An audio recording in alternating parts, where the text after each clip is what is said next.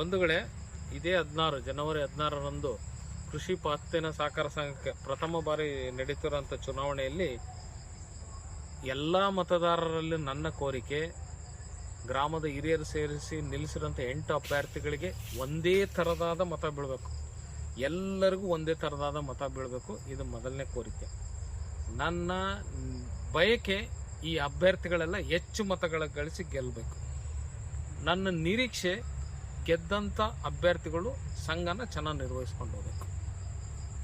ಮತದಾನದ ಸಂದರ್ಭದಲ್ಲಿ ನಿಮಗೆ ನೀಡೋಂಥ ಬಿಳಿ ಬ್ಯಾಲೆಟಲ್ಲಿ ಕ್ರಮ ಸಂಖ್ಯೆ 2ರಲ್ಲಿ ಪ್ರಧಾನ ರಾಜಶೇಖರಪ್ಪ ಅವ್ರ ಮಗ ಅಜ್ಜಪ್ಪ ಅವ್ರ ಚಿಹ್ನೆ ತೆರೆದ ಫ್ರಿಡ್ಜ್ ರೆಫ್ರಿಜರೇಟರ್.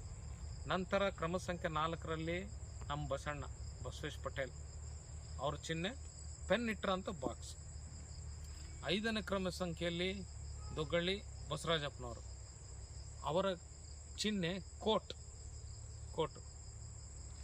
6ನೇ ಕ್ರಮ ಸಂಖ್ಯೆಯಲ್ಲಿ HC ಮಲ್ಲಿಕಾರ್ಜುನಪ್ಪನವರು ಡಿಶ್ ಆಂಟೆನಾ. ನಾವು ದಿವಸ ಏನು TV ನೋಡ್ತೀವಿ, ಡಿಶ್ ಆಂಟೆನಾ. 9ನೇ ಕ್ರಮ ಸಂಖ್ಯೆಯಲ್ಲಿ ತುರ್ತು ಪರಿಸ್ಥಿತಿಯಲ್ಲಿ ಜೈಲಿಗೆ ಹೋದಂಥ TK ವೀರಪ್ಪನವರ ಚಿಹ್ನೆ ಬೀರು ಅಲ್ಮೇರಾ. ಮತ್ತು ಬ್ಲೂ ನೀಲಿ ಬ್ಯಾಲೆಟ್ನಲ್ಲಿ ಕ್ರಮ ಸಂಖ್ಯೆ 2ರಲ್ಲಿ ಜಯಶೀಲ ಅವರ ಚಿಹ್ನೆ ಟೈಲರಿಂಗ್ ಮಿಷಿನ್ ಅಂದರೆ ರಾಟೆ. 3ನೇ ಕ್ರಮ ಸಂಖ್ಯೆಯಲ್ಲಿ ಬಸಕ್ಕ ಅವರ ಚಿಹ್ನೆ ಕುಕ್ಕರ್. ಪಿಂಕ್ ಅಂದರೆ ಕೆಂಪು ಬ್ಯಾಲೆಟಲ್ಲಿ ಕ್ರಮ ಸಂಖ್ಯೆ 1ರಲ್ಲಿ ಗಿರೀಶ್ ಡಿ ನಾಯಕ್ ದುರ್ಗಾ ನಾಯಕ್ ಅವ್ರ ಮಗ ಅವರ ಚಿಹ್ನೆ ಕ್ರಿಕೆಟ್ ಆಡೋ ಬ್ಯಾಟ್.